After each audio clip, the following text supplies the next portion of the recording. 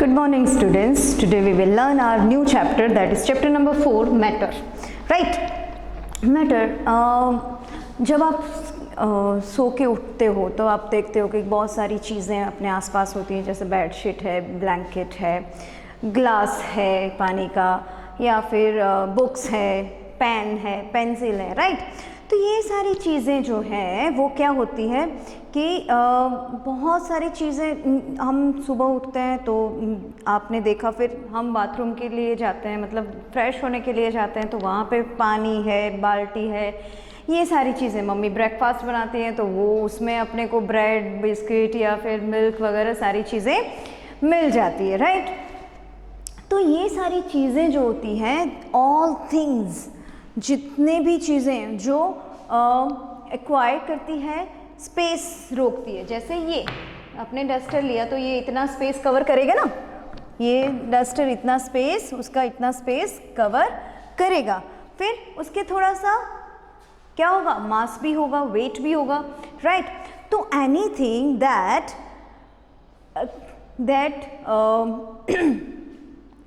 occupies space and has mass, that is called the matter. उसको क्या कहेंगे? Matter कहेंगे. क्या कहेंगे? मैटर. अब ये मैटर जो है वो बनती होती है स्मॉल पार्टिकल से. फॉर एग्जाम्पल कि मेरे पास ये बड़ा चॉक स्टिक्स है, इसको मैंने तोड़ा, इतना छोटा हो गया, इसको मैंने तोड़ा और छोटा हो गया, इसको तोड़ा, ये और छोटा हो गया. दिखाई दे रहे हैं ना चारों के चारों अपने चॉक स्टिक्स. फिर इसको और तोड़े जाऊंगी, ये छोटे वाले को मैं और तोड़ती हूँ तो मुझे क्या मिलता है? डस्ट. ऐसे चॉक की ये डस्ट मिलती है. तो वो जो चॉक की डस्ट है, उसके जो स्मॉल स्मॉल पार्टिकल्स हैं, वो उसे क्या कहेंगे? मॉलिक्यूल्स कहेंगे. क्या कहेंगे? मॉलिक्यूल्स. क्या कहेंगे? तो ये जो मॉलिक्यूल्स है, ये इकट्ठे होके क्या बनता है? मैटर बनता है. क्या बनता है? मैटर बनता है. तो smallest particles of the matter is known as molecules. Now जो मॉलिक्यूल्स की प्रॉपर्टी है, जो मैटर की प्रॉपर्टी है, सेम प्रॉपर्टी होती है मॉलिक्यूल्स की. Understand? Now that arrangement of the molecules, कि वो किस तरह से अरेंज है. आपने देखा होगा कि सारी चीज़ें बुक देखो, चेयर देखो, डस्टर देखो, पेन देखो, वो सॉलिड है. अभी पानी, मिल्क, ऑयल, ये सारी क्या है? Liquid. Okay, all that are liquid things. तो और आप देखो तो एयर है, फिर अपने बलून में एयर भरते हैं, वो एयर देख लो, या फिर गैस स्टोव का अपना एलपीजी देख लो, तो वो सब वो क्या है? वो है गैसियस फॉर्म में. तो वो होते कैसे? ये क्यों थोड़ी चीज़ सॉलिड, थोड़ी लिक्विड, थोड़ी सब अलग अलग क्यों है? That is depend on the arrangement of the molecules. किस पे? Arrangement of the molecules. अभी अरेंजमेंट ऑफ द मॉलिक्यूल्स के हिसाब से हमें जो मैटर है वो कितने पार्ट में डिवाइड करेंगे? 3. First solid, second liquid, and third one is gaseous. Now first of all we discuss with the solid. तो जो सॉलिड है वो सॉलिड क्या होगा कि उसके मॉलिक्यूल्स है बहुत पास पास में, बहुत ही पास पास में अरेंज हो रहे हैं. तो जो इंटरमॉलिक्यूल स्पेस जो है वो बिल्कुल भी नहीं होती उसमें. तो इसकी वजह से उसका क्या हो जाता है? फिक्स्ड शेप हो जाता है. और क्या होता है? फिक्स शेप हो जाता है और सॉलिड होता है, और फिक्स वॉल्यूम होता है. साइज उसकी फिक्स रहती है, शेप और साइज एकदम फिक्स रहती है. अंडरस्टैंड? Then after liquid. तो लिक्विड जो है उसके मॉलिक्यूल्स के बीच में जो इंटरमॉलिक्यूल स्पेस है, दैट इज दिस वन. हाँ, यहाँ पे ये स्पेस देखो, दो मॉलिक्यूल्स के बीच में है ना. तो यहाँ पे बिल्कुल नहीं थी, यहाँ पे थोड़ी सी स्पेस है. दैट इज वाई लिक्विड, आप देखो वाटर देख लो, मिल्क देख लो, ऑयल देख लो, they are flowing and they don't have fix shape. उसका शेप, फिक्स शेप नहीं होता, उसका फिक्स शेप नहीं होता, और साइज भी फिक्स नहीं होती कि भाई इसने इतने में इतनी साइज होगी. हाँ, पर उसका वॉल्यूम होता है. राइट कि भाई हाँ 1 लीटर पानी है तो वो 1 लीटर पानी ही रहेगा, भले आप उसको बकेट में डाल दो या किसी भी पतीली में डाल दो या फिर किसी भी चीज़ में डाल दो, तो दैट है वॉल्यूम उसका सेम रहने वाला है, पर शेप सेम रहेगा नहीं।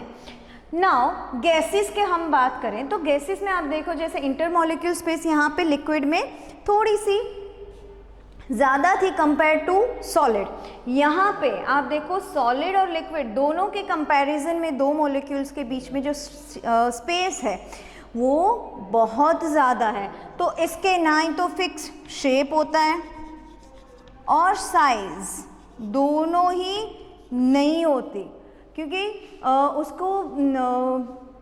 उसमें लाने के लिए कंटेनर में भरने के लिए बहुत सारा प्रेशर वो आगे आप नहीं प्रेशर से प्रोसेस आगे पढ़ोगे हायर स्टैंडर्ड में, लेकिन आप अभी के लिए याद रखो कि इसका कोई we can feel it but we can not touch it and we can not see the shape, उसका शेप हम देख सकते नहीं है।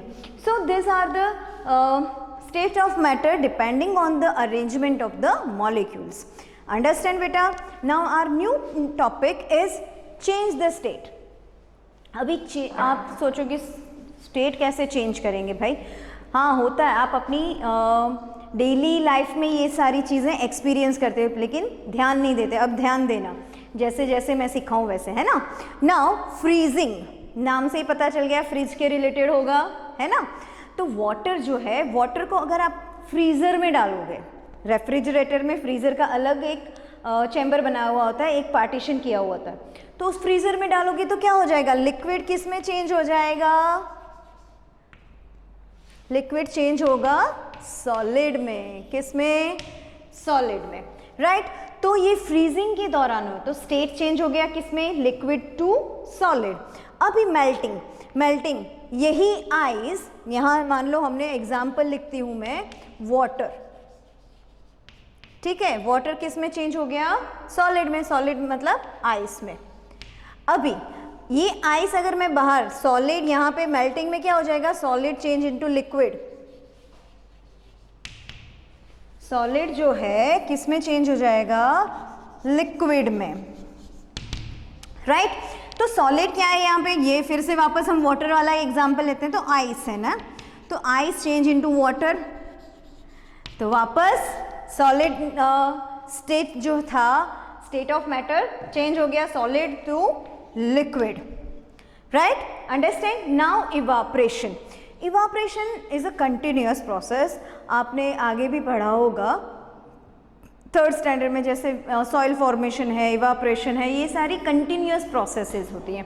तो इवापरेशन का जो रेट है वो बहुत सारी चीज़ों पे डिपेंड करता है। इवापरेशन होता क्या है, when we heat the liquid, हम अगर कोई भी लिक्विड को हम हीट करते हैं तो वो चेंज होता है किस में, गैसेस में, that is known as evaporation.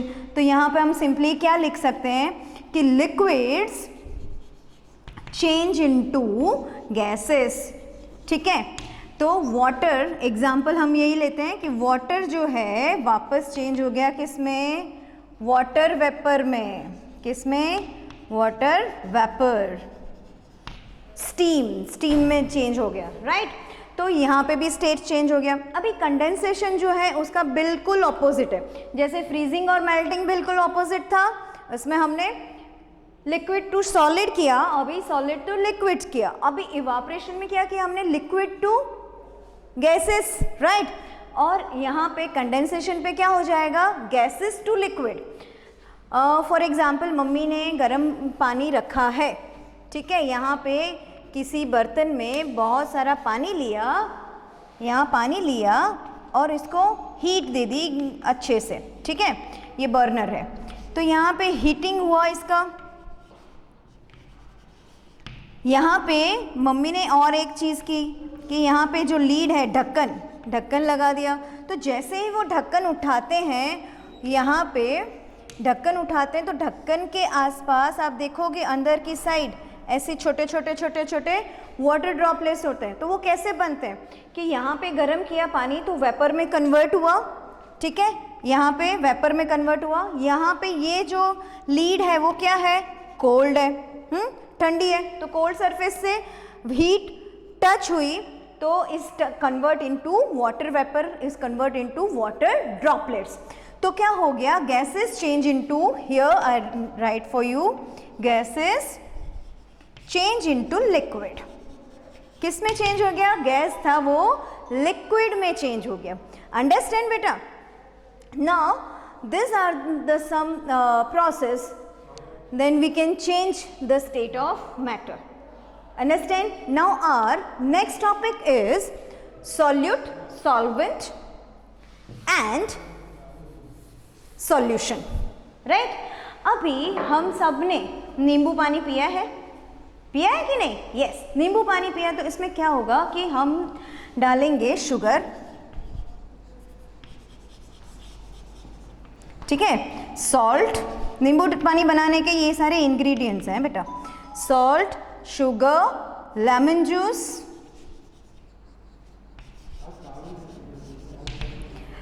Salt, sugar, lemon juice and water. Simple हम बना रहे हैं ना। So salt and sugar are dissolve in water, right? जो ये सॉल्ट और शुगर है and salt plus water, water में क्या हो जाते हैं, डिजॉल्व हो जाते हैं, तो उसको क्या कहेंगे, वाटर। तो ये क्या हो गया, डिजॉल्व हो गया। तो शुगर और सॉल्ट को क्या कहेंगे, क्योंकि उनकी हम जितना पानी लेते हैं उतना ही शुगर थोड़ी लेंगे, थोड़ा सा शुगर लेंगे, थोड़ा सा नमक लेंगे, तो क्वांटिटी किसकी ज़्यादा है, वाटर की, और छोटी क्वांटिटी में कौन सा चीज़ है यहाँ पे, शुगर एंड सॉल्ट। तो ये शुगर एंड सॉल्ट क्या हो गए, सॉल्यूट हो गए। क्या हो गए, सॉल्यूट। और वाटर की क्वांटिटी क्या है, ज़्यादा है, तो ये हो गया सॉल्वेंट। ये क्या हो गया, सॉल्वेंट। अभी सॉल्यूट और सॉल्वेंट मिक्स होके यहाँ पे हमें जो मिला वो क्या मिला, नींबू पानी मिला ना, लेमन भी हमने डाला, तो लेमन भी सॉल्यूट ही है, लेमन जूस। ये भी छोटी क्वांटिटी में ही रहता है, तो ये भी एक सॉल्यूट है। यहाँ वाटर की क्वांटिटी ज़्यादा है, तो ये हो गया सॉल्वेंट। दोनों मिलके क्या बन गया, सॉल्यूशन। क्या बन गया बेटा, सॉल्यूशन। समझ में आया, solute plus solvent is equal to solution. Got it, समझ आया बेटा? Now rest of the one more important thing is, most important thing is that water is the universal solvent। मतलब कुछ भी चीज़ अगर डिज़ोल्व करनी है, कुछ घोल बनाना है किसी का भी, तो वाटर हम उसमें, वाटर के अंदर उसमें हम डाल देते हैं। जैसे लेमन जूस हो गया, पानी में भी अगर मिल्क डाल दिया जाता है ना, तो वो भी दूध जैसा ही हो जाता है। तो ये भी एक तरह का मिक्सचर ही है, सॉल्यूशन भी है। फिर दूध है, चाय है, ये सारी सॉल्यूशन है, राइट? ये सारे सॉल्यूशन है। चाय में क्या हो जाएगा, चाय पत्ती, दूध, पानी और चीनी, तो ये सारे मिक्स होके, उसमें पानी भी होता है, तो पानी बहुत ज़्यादा मात्रा में, दूध थोड़ी मात्रा में, तो सब जगह अगर मैक्सिमम देखा जाए तो वाटर एज अ सॉल्वेंट काम करता है, यूनिवर्सल सॉल्वेंट है। So that's all for this chapter and read at home, stay safe at home. Thank you.